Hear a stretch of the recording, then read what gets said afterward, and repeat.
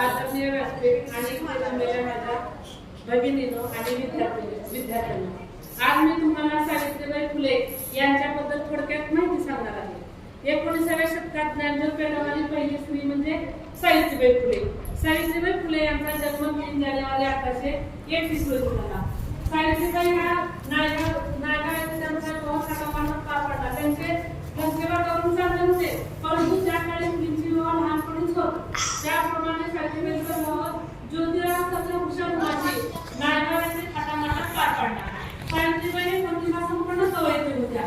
स्त्री शक्ती जागृत केल्याशिवाय स्त्री मुक्त होणे शक्य नाही हे त्यांनी जाणले व कृतीतून दाखवून दिले. त्यांनी असंच एके दिवशी मिशन जोन्स यांच्या अध्यक्षतेखाली किरकोळ समारंभाचा कार्यक्रम आयोजित केला आणि त्या सर्वांना एकाच ठिकाणी बसून सर्वांना समान हाती कुंकू लावले व त्यांना म्हणाल्या, स्त्री ही सुद्धा एक माणूस आहे.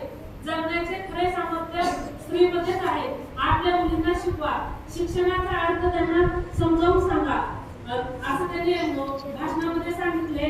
आणि आधी या स्त्रीमुळेच आजची स्त्री ही शिक्षिका, डॉक्टर, कलेक्टर अशा कितीतरी उच्च स्थानावर विराजमान झालेली आहे.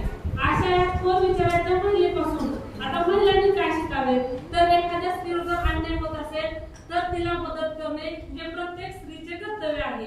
स्त्रीकडून स्त्रीचा छळ होतो का? स्त्री हीच स्त्रीची शत्रू का?